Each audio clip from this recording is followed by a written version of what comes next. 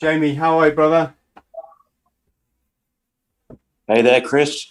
Can you hear us okay? Yeah, hear you loud and clear.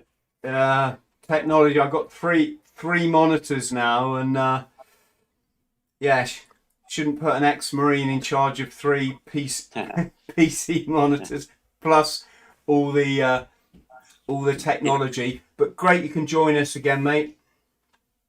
Cheers, buddy. You're obviously in the rear with the gear there, hey? Yeah, if that's what's called struggling with new tech, but we're doing okay. Um, just bear with us a sec, mate. I had your introduction here, so I'm just going to try and play that again. In the meantime, friends at home, can you hear us okay? If you could let us know in the chat, that would be great. Chats tonight is turned on for subscribers only. So if you're not subscribed to the channel, if you could just do that, that'll be great. Let's try this again.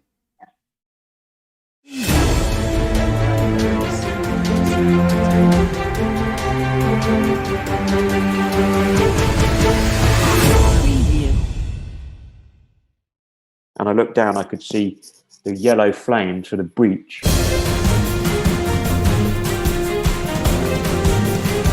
And they actually received 4th degree burn. So what that means is there was exposed bone. Open canopy door, clamber out onto wing low level and go for it. And as I looked out my left-hand canopy window, I saw a thin streak of visible yellow-orange flame. And I was down and out for the count.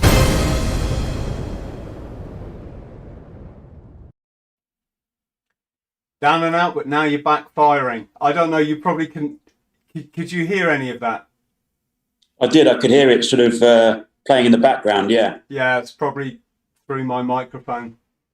So, good evening to Frank. Hello, Frank. Massive thank you, mate, for all your support on the channel. You've been awesome, dude. We've got Andrew in as well from Yorkshire. Wonderful part of the country. And yes, it was. My chat last time with Jamie was brilliant.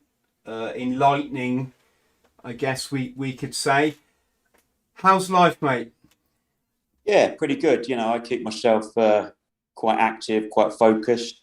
I'm big into my swimming, so I managed to be about 3 sessions in the pool this week, and that keeps me going. It keeps me motivated. You know, managed to do typically about 1,200 meters, so about 1.2 kilometers in the pool every time I go down there, and I love it. I get a lot out of my swimming, and yeah, really good for body, mind, soul, all that kind of good stuff.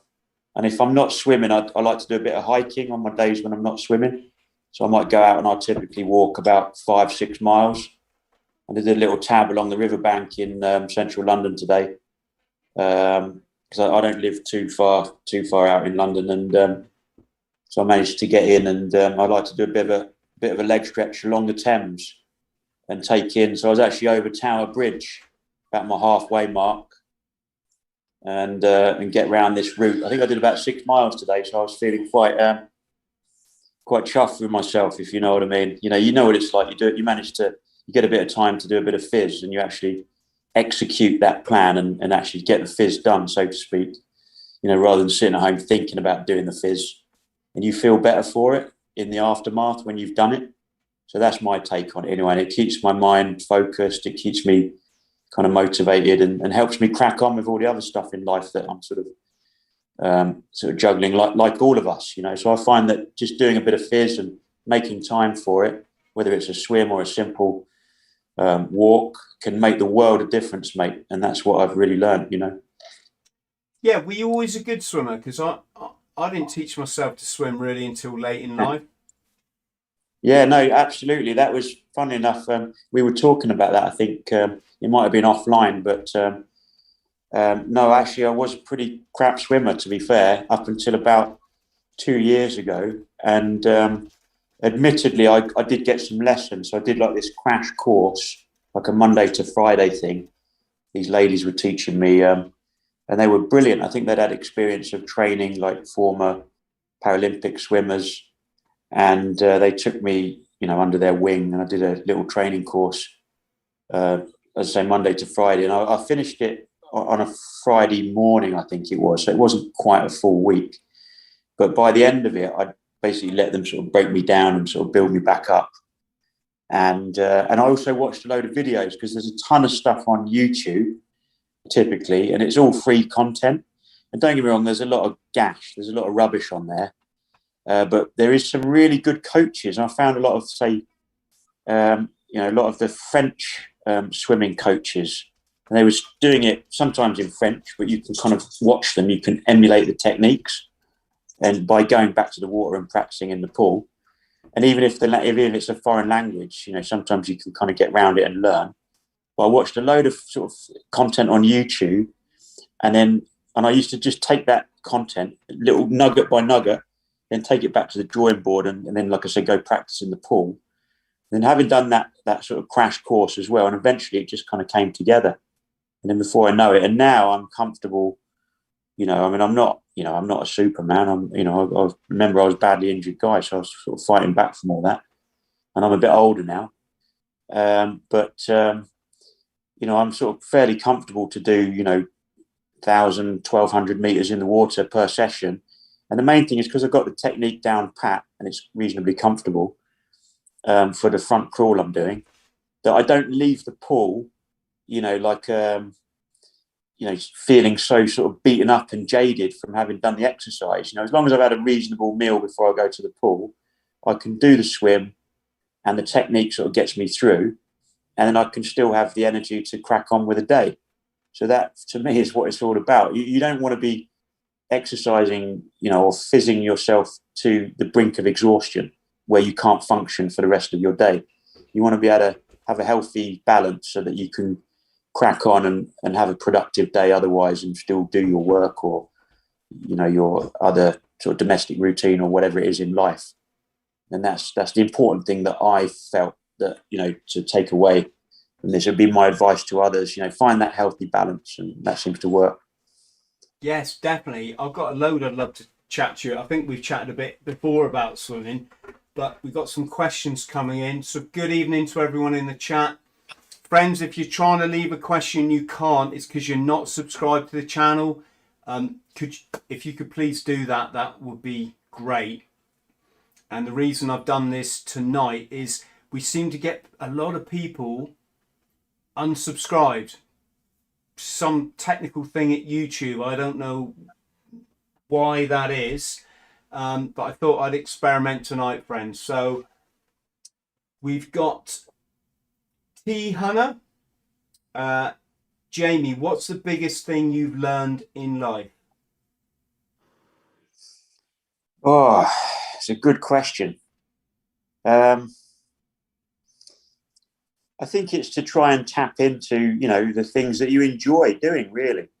And that's really important, because it's what kind of keeps us going, to have interests and to kind of perpetually, to nurture those interests, because we can all get down from time to time, and I think that goes without saying for anyone in life. You don't have to be someone with some kind of dramatic sort of injury story such as myself, to speak of, but everyone has, sort of rough days. You wake up on the wrong side of the bed or whatever, and my take on it is to have the focus is to have things in life that you aspire to want to do, that keeps you sort of, kind of bubbling along, and you nurture that sort of healthy, happy lifestyle.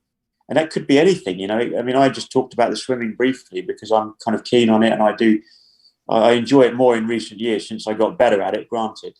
But that was just practice, and it's simple things, it's simple pleasures. I enjoy the swimming, and I enjoy the walking. I enjoy a bit of downtime. I like to pick up a novel, find the time to do a bit of reading, and it might be like a newspaper, or it might be like a crime thriller, or it might be someone's autobiography or something like that, but just to find the time. I do dabble in a little bit of social media, but I don't let that take over my life, because it can do in this day and age. There's so many platforms, as we all know, and it can kind of inundate you, and it can be a bit stressful if you're not careful in sort of how to manage that. But I think the most important thing I've learned as I've got older, or perhaps more mature in life and lived a bit more life, essentially, is find the things that make you happy as an individual. Try to find the time, in essence, to pursue those interests, and to, just to keep sort of nurturing that sort of day-to-day process. Because I think, the years come and go, the seasons come and go equally rapidly. And, before you know it, you're another year older kind of thing. You're another year sort of down the road. So I think if you're living that sort of healthy, balanced lifestyle, and you're doing the things that you kind of enjoy, you might not necessarily get away on vacation all the time because of recent COVID restrictions and all the rest of it. But nevertheless, if you're doing the things that you do enjoy as an individual to a degree, and you make some time for that, then you can get that sense of well-being and that sense of sort of feel-good factor for you as an individual. And I think that's important. And then that can carry you in other aspects of your life if you're a healthier, happier person. So hope that wasn't too long-winded in terms of response, but yeah, do the things that make you happy and try and nurture that.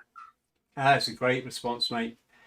I've just had a fascinating podcast. I've just come out of it before we hit live on this one, and it was with Robert Cardoza, who was the lead BMX guy in the movie E.T. I know you're a bit younger than me, Jamie, so I don't know if E.T. I remember that movie. You know it, yeah? Yeah. So Robert rocked up at the studio just to give them some ideas about BMX bikes and this kind of thing. And when Steven Spielberg met him, they said, right, this is our stuntman, and they've got this stuntman who was really stiff, that clearly wasn't a BMXer, but he was going to try and do his bit. And Robert and his guys were like, no, that's not BMXing. We can do, the guy's face planted twice. We can do that easily. And so they almost like accidentally became the crew that you see in the film E.T. when they're running away from the feds or whoever it is. But he very kindly, because to me that's a legend. That's a legend. That's why I started the podcast, to meet people like yourself, Jamie. It's been really rewarding. But he said to me, "No, Chris, you're the legend. You ran the length of the country, right?" And my honest thing on this is, no, I don't do it because I'm a legend. I do it because you get one life. When it's gone, you don't get a second one, and you can have another go and do all those things that you didn't do. It's you get one life, and on top of that, as your story has proved, Jamie, human beings, we're incredibly resilient. We can achieve things that probably the previous generation would have thought was impossible. Am I making sense? Yeah, no, absolutely. I mean, you are right. You get one life, and as the old saying goes, it's no dress rehearsal. So it kind of harks back again, all the more reason why you want to kind of live the life and do the things that make you tick, that follow the interest, follow your heart on that. And, whether it's tiddlywinks or taekwondo kind of thing, but, find your focus, and sort of you can work at it and nurture that. I mean, for some people, the focus is kind of down the pub, sort of exercising right bicep with pint in hand. And I wouldn't condemn anybody for that. But, it's good to strike a bit of a balance in sort of healthy interests, and find the things that you enjoy, and live the life. I totally agree. Just a quick one, but going back to E.T., because you triggered a memory there, and I do remember the BMX scenes, and it sort of going over the what do they call it, the silhouette of the moon or whatever, and one of Spielberg's favorite and kind of competent or favored sort of movie scenes, with that image. But I do remember, actually, I think I was 6. So you can probably work out the maths on this in terms of my age. But I was 6 when that film got released, and it was a massive hit at the cinema. Everyone was going to see it. So, of course, I got taken to see it. And I remember being absolutely gutted. And everything was quite happy-go-lucky in my mind, E.T. and the narrative. And then, of course, when E.T. has to get on the spaceship and he sort of waves goodbye with his bright red fingertip, and he gets back on the spaceship, and the spaceship goes off into the, flies up into the stratosphere, and it's away. I was absolutely gutted. And I've got to confess, I did shed a tear or two. But I was only 6 in my defence. So, yeah, quite a sad ending to that movie. Hey, I tell you what, that probably traumatised a lot of kids. I mean, I was probably about 14 or 15, and the bit for me, and I think a lot of people, was when they find the ET, they find the alien when he's gone missing, and he's dying in the stream, and there's like a can't think of the name of it, but one of those possum-like animals that lives in a tree, and he's like gnawing at ET, or he's just about to. Yes. Brother, we've got loads of questions coming in, and I want to cover as many people as possible. So let's just do some snap answers. How do you motivate yourself? That's from Frank. Hello, Frank.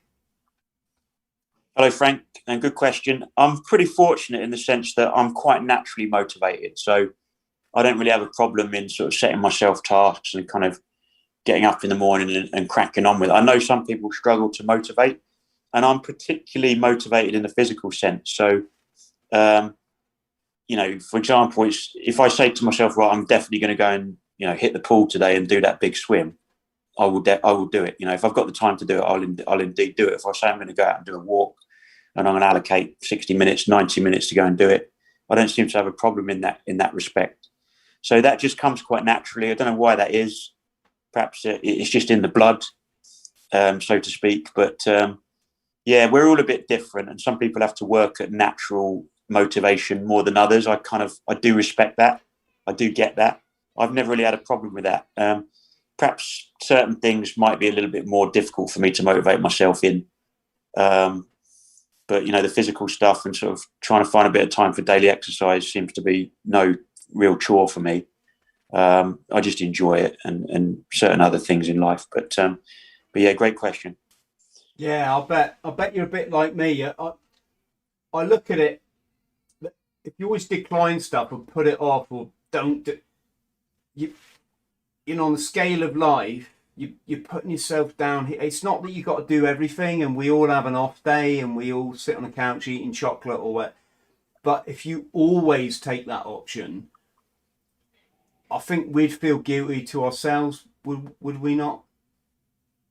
Yeah, I do. I'm very much like that, Chris. So, if I feel that I should be, getting outdoors and doing something, then, I really do need to kind of follow through on that, kind of in the kind of, the sort of cognitive sense. I've got to kind of make it happen. Otherwise, I do find to sort of typically beat myself up if I don't do it. So I beat myself up psychologically, I mean.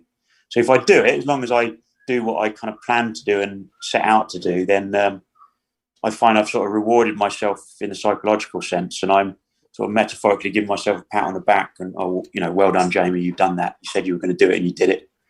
But it's easy to procrastinate. I do get that. And life is so, demanding. We get all sorts of demands, all of us, I'm talking about men, women, children in general. We've got so much demands on our lives in this fast and furious world that we live in. But I think all the more reason, and I do sort of go on about it, but it's important that you do make a little bit of time for yourself.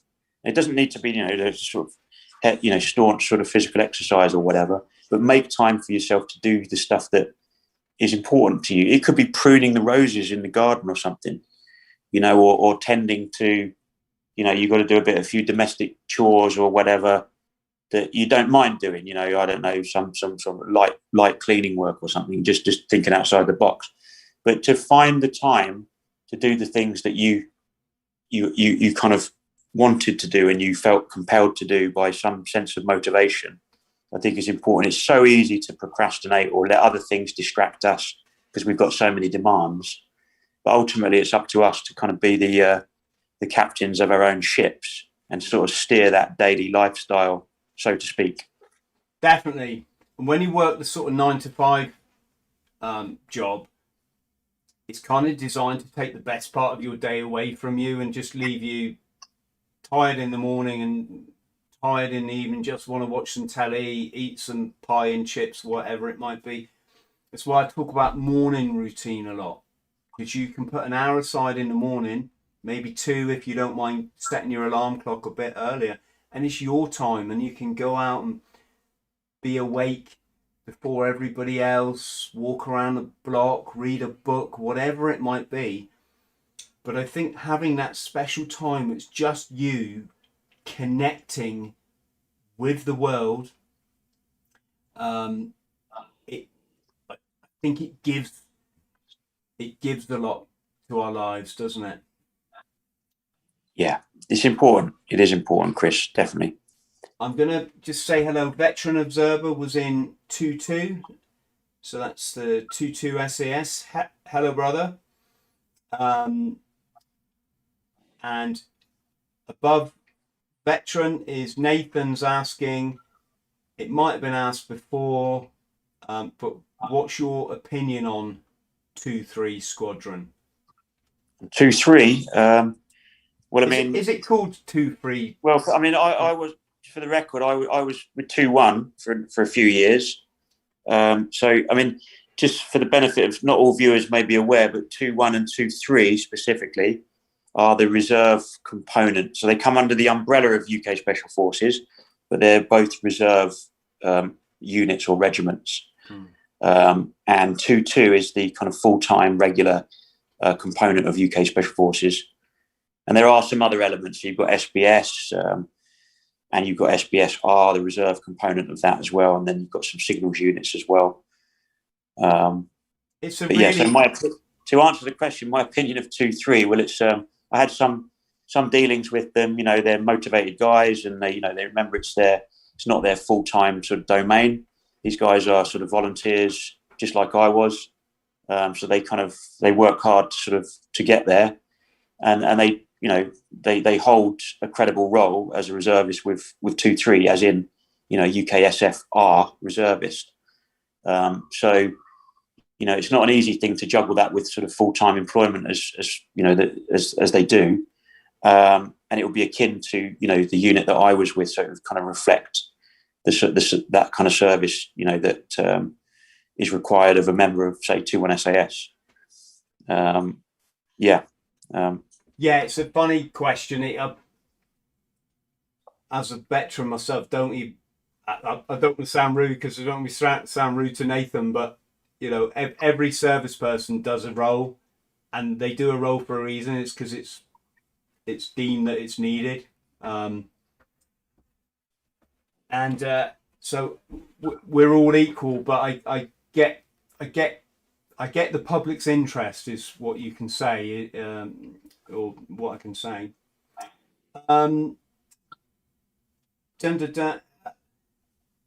Veterans asking, don't usually give names out on the podcast, but he's asking if you know Ken Jones.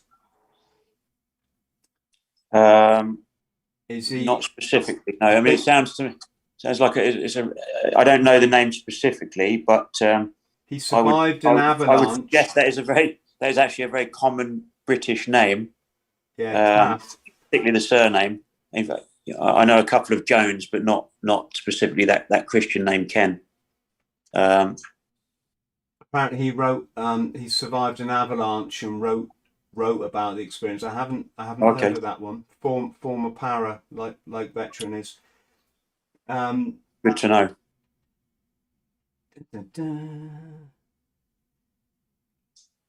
Oh, sorry, I should put my glasses on.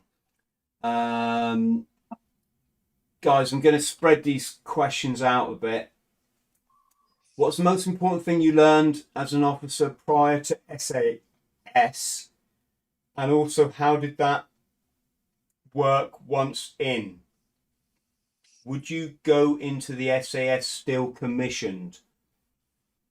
Yeah. Okay. So I initially was an officer. So my parent unit was Cambridge University Officer Training Corps, and then I got the opportunity down the road, if you will. So probably about 3 years in, sort of my penultimate year of study and service with that unit, I got the opportunity to go to Royal Military Academy Sandhurst to do the short service kind of commissioning course. It's lasted about 1 month, and then I kind of gained the reservist commission. And then during my final year, so that kind of then proceeded, I then went on to kind of do the selection process for 2-1. And that was about 12, 13 month process. And then I got commissioned into the unit. And I joined the unit with the commission, but it's not substantiated within the unit. And for my service, I served as a trooper with 2-1 SAS. Yeah. And that's how it went. And then I had the opportunity sort of later on to substantiate and do like their internal selection process. But I was interested to get sort of operational experience. And I trained, for example, as a medic. It's a course that I wouldn't have necessarily got, sort of having, looked at doing the commissioning process early. And there was other sort of operational bits and pieces that I could have experience of, indeed, as an NCO, sort of for the sort of formative years. And that was my goal, really. So I did only 5 years up until the point where I was sort of injured. And then unfortunately, I could no longer serve. So the role for me for commissioning into the SAS was something that I was going to look at later on, having obviously held that commission through Royal Military Academy. And it was something that I could have picked up later on if I'd have gone down that route. But the excitement for me and the interest was in gaining the operational experience and, that and having those opportunities, which were perhaps arguably more so as an NCO.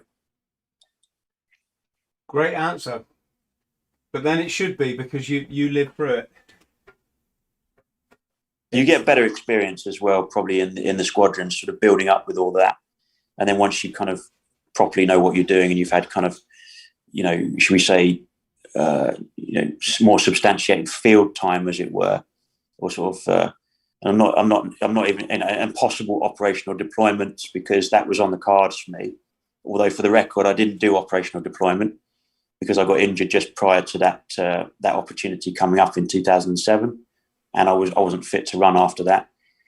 But you do get some tremendous opportunities, to train in different sort of locations around the world and put it all together, really. And then, so the idea for me was, once I was likely to get, better sort of real world experience within the squadron, then I could, concentrate later on the possibility of, picking up with a commission with 2-1 SAS and then going from there. How is it with officers then in the SAS? They do an internal process. So some people like myself, that's perhaps a bit more rare, but you do get the odd candidate that goes through and it's successful with commission, and then they go through, so they get badged, and then they can have the opportunity to select internally for and run with a commission earlier, or they can sort of leave it and then sort of come back to it later on. More what I was getting at is, let's just say when the SAS go out on a fighting patrol, yeah, are they going to have like a lieutenant attached to them, or is it like in a commander unit where it's generally a corporal's leading the patrol? Well, they're just typically small man units. That's the fundamental difference between, sort of broad brushly speaking, between the SF world and sort of Green Army world. So Green Army focus, everything is traditionally centered around, a 30-man platoon. And indeed, that's the model that they teach at Royal Military Academy, on leadership of a 30-man platoon for a young, aspiring sort of second lieutenant to be commissioned. But so that's Green Army typically, right across the board in terms of infantry or sort of, good old-fashioned foot soldiering. Whereas the difference between the SF is that they don't have that luxury. So they only work in typically small man units, so which make up the squadron. And those small man units will be going out on the ground, doing what they do, the patrols, collecting information, et cetera, et cetera. And the main difference is they work in small man units so as not to perhaps risk compromise, because they're more likely to have more of a an unobserved sort of process on the ground, because there's not so many of them, and they can perhaps get away with more, arguably. But the flip side of that is, because it's small man units, they need to observe and they need to host more skills to be able to do their job. Hence, really, the terminology and why it is special forces, because they need to learn a few more skills in the bag to be able to conduct themselves comprehensively across the patrol and look after one another and get the job done. They don't have, the wider echelon support and the bigger numbers that the wider army sort of model typically works towards, if you understand. Yes, got you. Thank you. Just sort of trying to multitask here and pick the next question.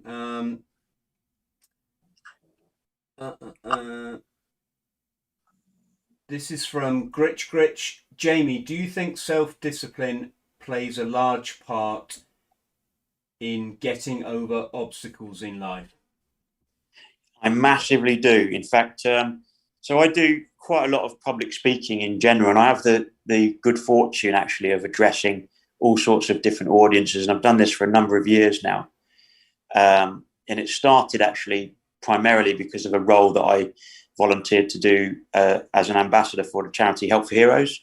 So I was helping to go out and sort of raise awareness and do a bit of fundraising, etc. And so I've ended up doing a lot of different talks for all sorts of different audiences over the years, everything from young schools groups, specifically, to community groups, to I've even spoken to like Women's Institute, although that was another story, quite scary.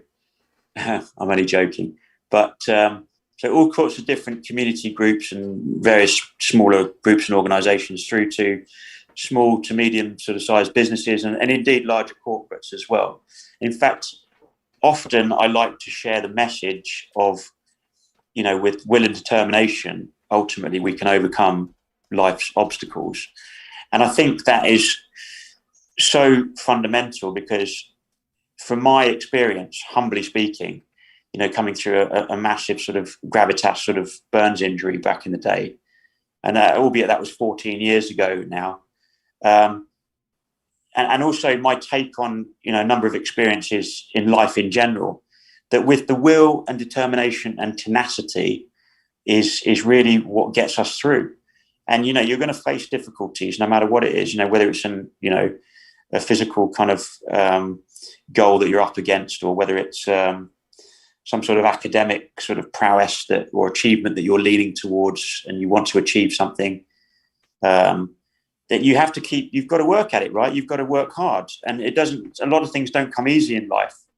And it's ultimately, again, it harks back to will, determination, that tenacity, in other words, that mission mindset to keep pushing, to keep going at all costs, that you will believe in yourself and you will get there.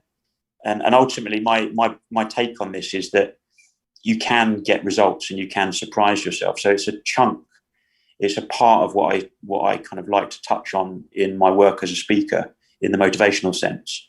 And I think that message can ultimately help people, particularly younger generations and younger audiences, because younger kids, they're still finding their feet perhaps in life, and they're still learning about what it is to be an adolescent even, or a young adult in this crazy, busy, vibrant world. But if we can tap into that and we can help them and sort of say, okay, look, you know, nothing comes easy, but if you work hard and you stick at it, you know, young man, young woman, you might just surprise yourself and you might just pull it out of the bag and you might get to where you want to be in life. Good and answer, achieve those obstacles, right? Good answer. We've got Mike McCarthy in the chat. Hello, brother. Mike was former Parasigs. He's been on the podcast, I think, 3 times now. Great. Very informed individual. Mike's read an awful lot, understands the world a lot more than I ever will. Mike is. And I dare say he was probably a lot better at SIGs than I ever was. Well, he was probably slightly better at flying as well. No offense intended, because he was a commercial pilot. Oh, right, yeah, absolutely. Lost you for a sec. Yeah. Mike's got fascinating story. Mike was in the Falklands. He's been a war correspondent all around the world, reporting back on the famines and moreover the causes of famines. But he's asking, what was the cause of the aircraft fire? So the cause wasn't specifically known officially, but my take on it was that it was some kind of obvious engine oil leak within the sort of manifold sort of section of the engine. And my firm belief is that it was caused by some sort of slow and progressive oil leak within that engine compartment. And the oil, I believe, would have leaked to an extent and built up. And then there was some kind of obviously heat with the duration of the flight that ensued. And then there was obviously some kind of ignition or spark that ignited that. And hence the engine fire that emerged at altitude and then subsequently breached the cockpit. That would be my take. I mean, it wasn't known officially, but I, firmly believe it was not fuel. It was not caused by the low lead blue sort of aviation gas that was in the belly of that aircraft. Yeah, that's just volatile, isn't it? It's quite. I've got a multi-fuel stove, actually. My multi-fuel stove, you can run it on avgas, amongst all the other things. We have got Andrew here. Hello, Andrew. Thanks for joining us. Has music played any therapeutic purpose during your amazing recovery? If so, what sorts? Thank you. Yeah, it did actually. I was very lucky that I had a lot of people kind of help me, and they rallied, and they even produced. I know it's not so common these days, but they produced like these CDs. They were mixed sort of CDs with lots of different tracks on. Now, forgive me because I really struggle to recollect in terms of the exact specific tunes that I was receiving, that were played out to me. But, bearing in mind, I was in intensive care for 6 months of my life following that incident in the US. So there was a lot of music that sort of swathed over me in the intensive care unit. And it probably played, a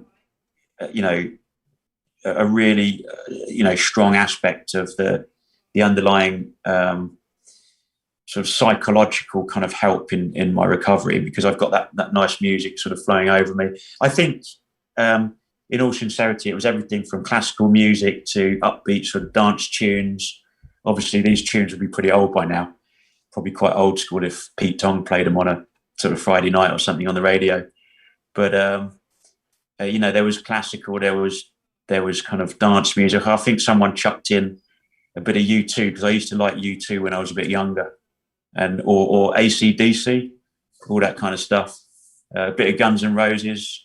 But again, I can't specifically remember the tracks in my state of being drug induced at the time. But I think I got wind and saw some of the CDs in the aftermath, you know, sort of like laid around at home, and I was kind of got the opportunity to play them back on the odd occasion. But and indeed, when I did start to make some better semblance of recovery, and say 2 years later, I was back at home now recovering in that third year, but still pretty much bedbound. I used to listen to all sorts. So actually, some of my oppos and comrades with my unit actually in the army were great. So the squadron lads actually clubbed together, and they got me one of these old school. Well, they're old school now, you know, the old Apple iPods with the docking station. They'd done all that for me, which I thought was mint. And they'd done a load of pre-recorded, you know, they bought a load of stuff for the music or pre-recorded or whatever, and somebody basically filled it up.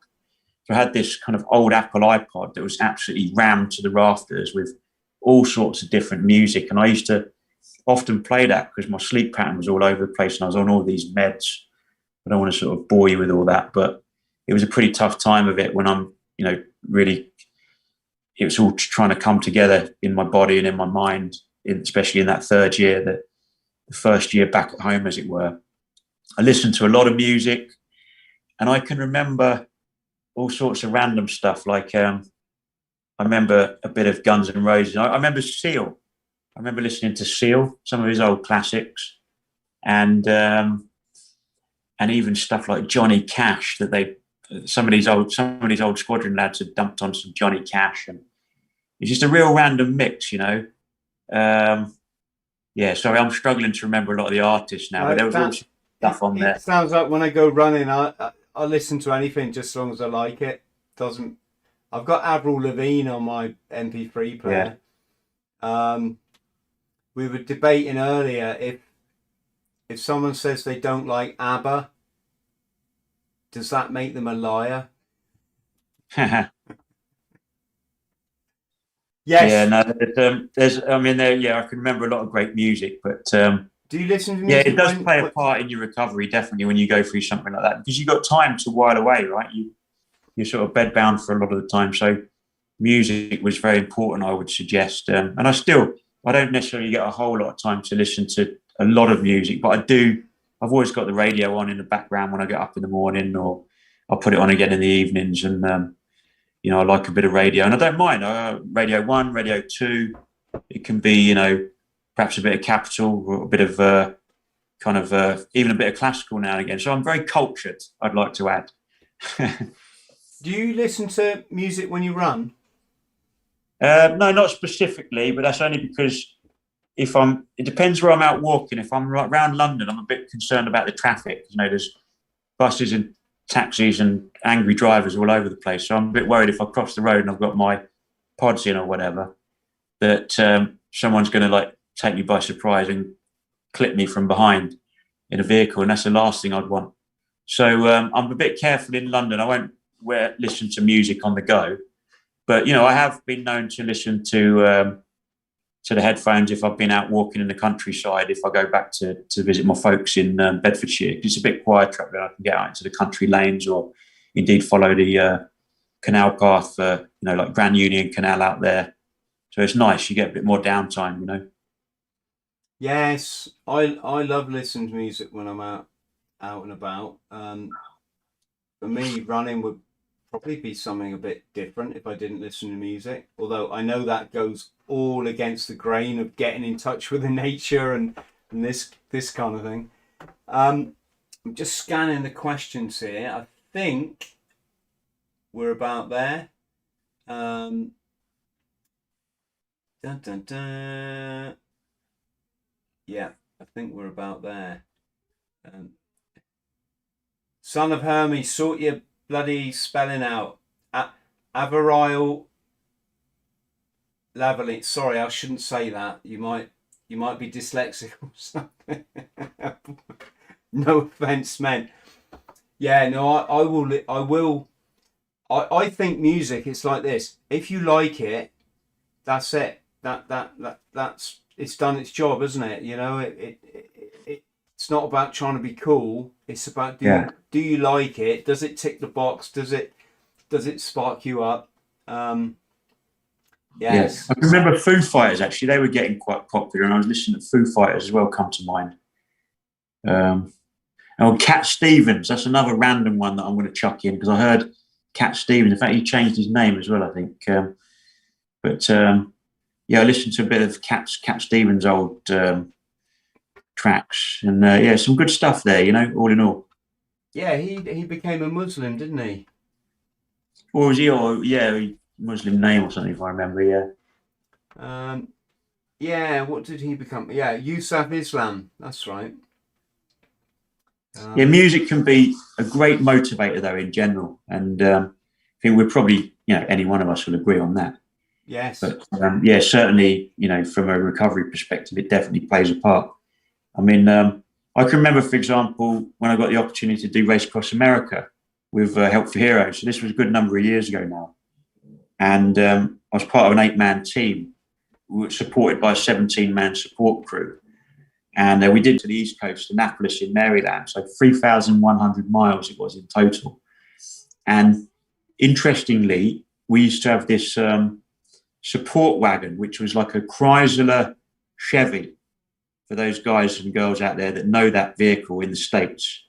They're the ones that you see on all those kind of like movies, in Washington, say they're always screaming around, the kind of government vehicles with the blacked out windows, the Chrysler Chevy SUV. And we had one of those as a support wagon following us, because we had a driver and a navigator kind of with the megaphone, and they were, this megaphone was strapped to the bonnet, and in the vehicle they could talk to us on the press to talk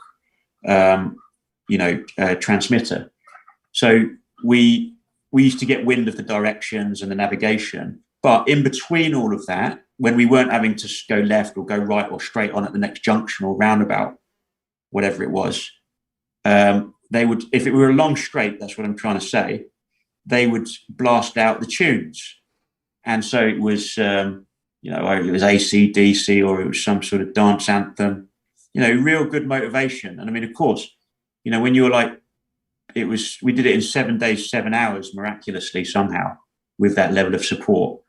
But if it wasn't for the music, we perhaps might not have been so upbeat and so motivated. So it massively helped us in the journey to get across the States. So, Race Across America. So I think that's quite a nice example of how music can assist.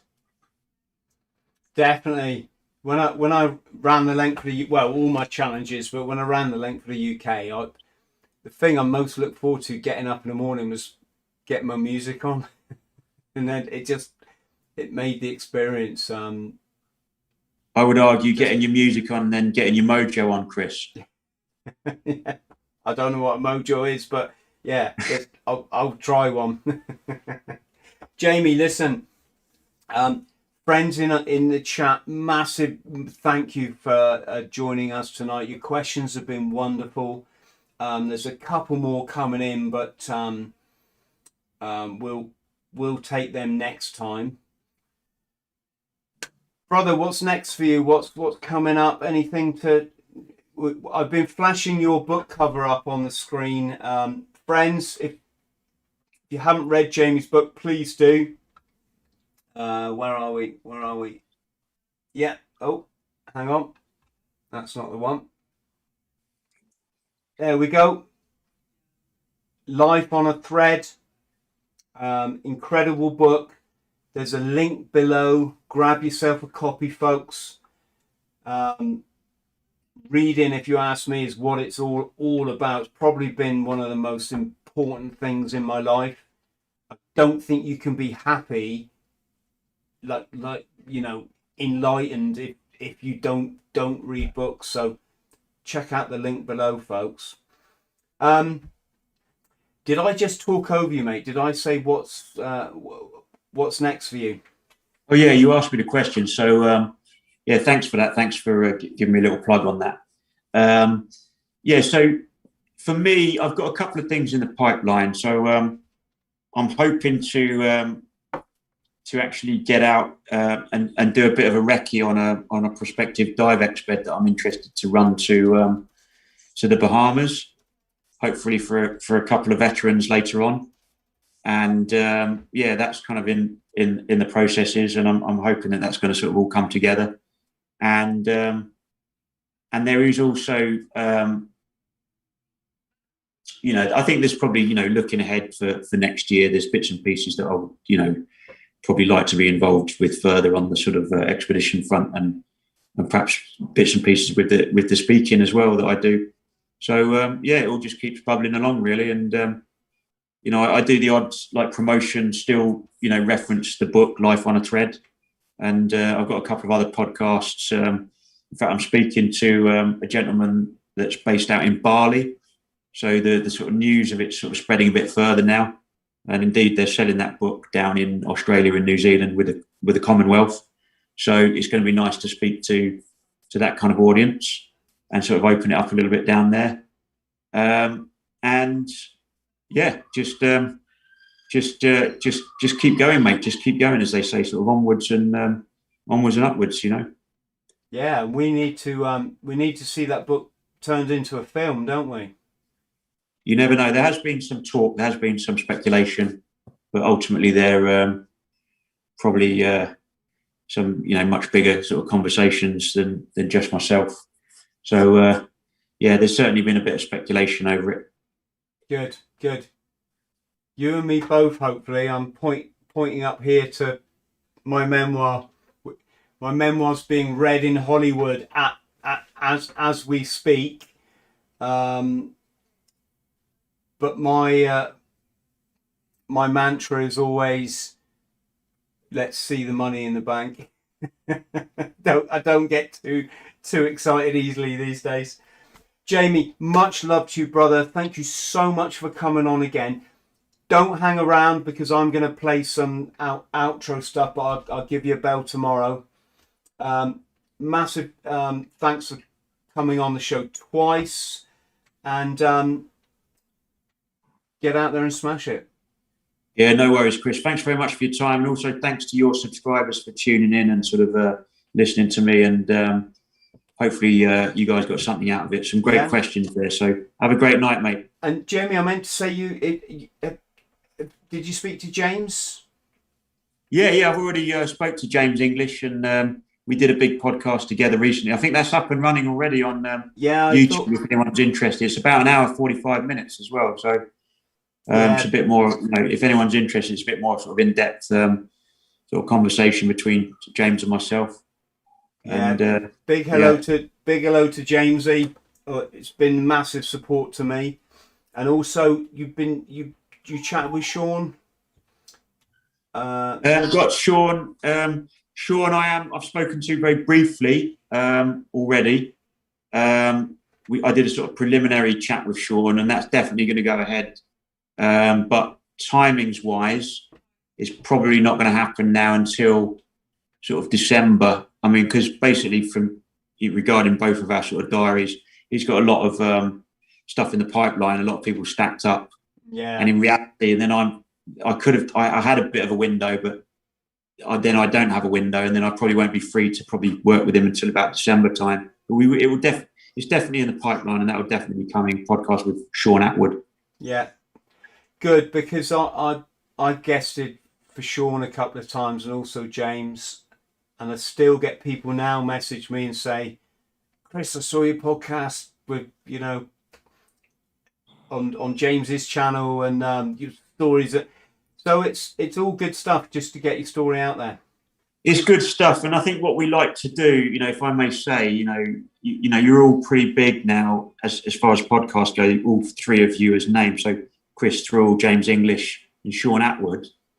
But you've got subscribers, you've got followers, but it's nice if let's say all three of you get the same guest. It could be me, it could be somebody else, for example. But I think it's important that we sort of try to mix it up a little bit, so we don't just repeat the same sort of narrative in the course of the three podcasts, for example. So that's one of the things that I'm conscious of. So I like to sort of try, look at different thematics for those separate podcasts. And certainly the conversation I had with Sean Atwood recently is that we can do something a little bit different. So when I do the podcast with Sean, I'm probably not going to go on and just kind of deliver, you know, a similar narrative to what I did for you and James. James was slightly different to yourself, but not too dissimilar. But with Sean, we're talking about bringing in like a second guest, so we can kind of bounce off each other and perhaps explore new topics completely and make it a three-way conversation, just to make it a little bit more interesting for the viewer. So there's ways and means that we can mix it up with the same, you know, when you use the same guests essentially. And I think that's important. Because otherwise there's a lot of repetition in terms of what the content that goes out on YouTube, and you know, that's not really sort of healthy for anybody, really. Yeah.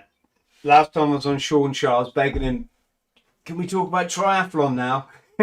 Yeah. Everyone wants to talk about the you know, true crime stuff, but it's the getting out there and smashing it in triathlon and diving and doing a bit of, you know, whatever it might be that I think. Yeah, it's about bringing it to life, so, you know, whatever your guests are, it's about bringing, I feel, your guests' experiences to life and making an example of, you know, for the benefit of the viewers, so that they can glean sort of certain information, and they can, you know, perhaps, you know, help to, you know, lessons learned in life and all that kind of stuff.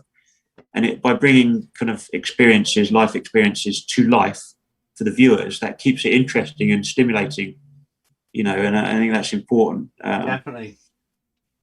So, but anyway, thanks very much. Hey, Jamie, look after yourself. To friends at home, massive thanks to everyone who's tuned in, who's watched this after the fact. Thanks for all your comments. If you can like and subscribe, brilliant. And we'll see you next time. Thank you.